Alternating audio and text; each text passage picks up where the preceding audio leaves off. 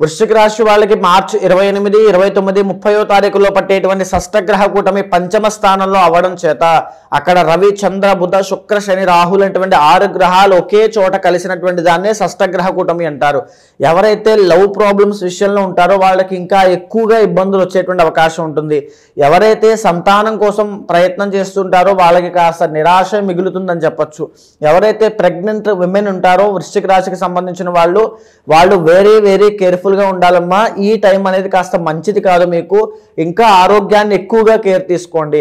మీ నడవడికలో కానీ బిహేవియర్లో కానీ ఇక్కడి నుంచి వ్యసనాలు కానీ ఏమైనా అలవాటు అయ్యేటువంటి అవకాశం ఉంటుంది. సో అంతకుమించి మేజర్గా మీకు చేంజెస్ ఏమి ఉండదు. మీ సెల్ఫ్ కంట్రోల్ అనేది మీకు చాలా అవసరము.